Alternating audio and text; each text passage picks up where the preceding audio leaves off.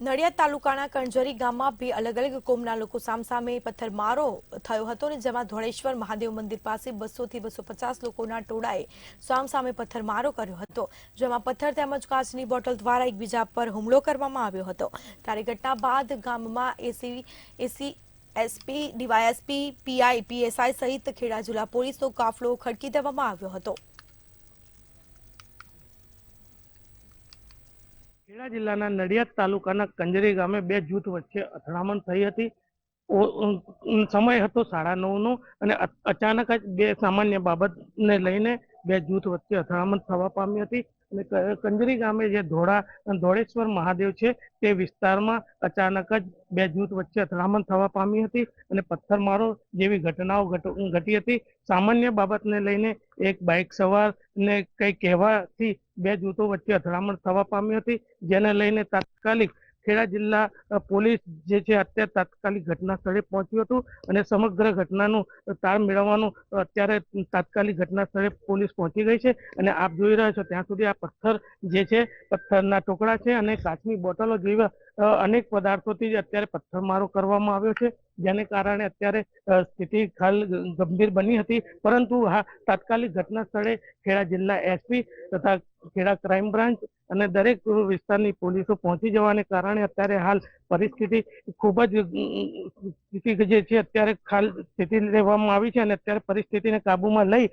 અને અત્યારે કંજરી ખાતે અત્યારે પોલીસ ઘટના સ્થળે જ છે અને સમગ્ર મામલાને જોવા હજુ સુધી કોઈ ફરિયાદ ફાટી નથી, પરંતુ અત્યારે ખાસ કરીને જોવામાં આવી રહ્યું છે ત્યાં સુધી ખેડા જિલ્લા એસપી જે છે રાજેશ ગઢિયા અત્યારે તાત્કાલિક ઘટના સ્થળે પહોંચ્યા છે અને સમગ્ર મામલે અત્યારે તપાસનો દોર શરૂ કર્યો છે। ખેડાથી ભાવેશ શર્મા, મંતવ્ય ન્યૂઝ। ખેડા જિલ્લાના ગામે બે જૂથ વચ્ચે અથડામણ થઈ હતી, જેને લઈને અત્યારે હાલ પરિસ્થિતિ કાબુમાં છે, પરંતુ કહેવામાં આવી રહી છે બે જૂથ વચ્ચે અથડામણ થવાથી એક બાઇક સવારને લીધે આ સમગ્ર ઘટના ઘટી હતી અને આપણી સાથે કંજરી નગરપાલિકાના પ્રમુખ વિજયભાઈ જોડાયા છે। વિજયભાઈને પૂછીશું, વિજયભાઈ શું ઘટના ઘટી?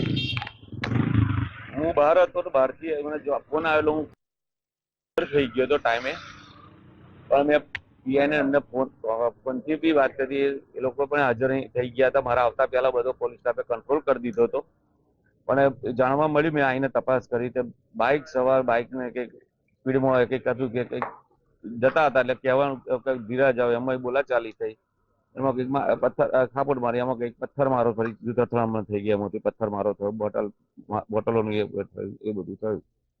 વિજયભાઈ, કેટલા લોકોનું ટોળું હતું અને કયા પદાર્થો? 200 થી 250 માણસનું ટોળું હતું। કઈ રીતે આ સમગ્ર ઘટનાને અંજામ આપવામાં આવ્યો હતો અને કઈ રીતનું કારણ છે? આ જે એક્ટિવાને થયું ઉપર નાખ્યું કે છે એમાં બોલાચાલી થઈ હતી અને આ સીધો ફરી બોલાય કહ્યું એમાં મારામારી થઈને બોલાબોલી થઈ અને સીધો પથ્થરમારો ચાલુ કરી દીધો। અત્યારે હાલ પરિસ્થિતિ કેવી છે? અત્યારે પોલીસ સ્ટાફે સરસ એવું પૂરા કંજરી શહેરમાં કોઈ મગજમારી રહી નહીં અને શાંતિનું વાતાવરણ છે। તો ખાસ કરીને કહેવામાં આવી રહ્યું છે કંજરીમાં હાલ પરિસ્થિતિ કાબુમાં છે। ખેડા જિલ્લા એસપી સમગ્ર પોલીસ તંત્ર અત્યારે ખડે પગે છે। સમગ્ર કંજરી ગામ અત્યારે છાવણીમાં ફેરવાઈ ગયું હોય તેવું લાગી રહ્યું છે। અત્યારે હાલ પરિસ્થિતિ સદંતરે કાબુમાં છે। ખેડાથી ભાવેશ શર્મા, મંતવ્ય ન્યૂઝ।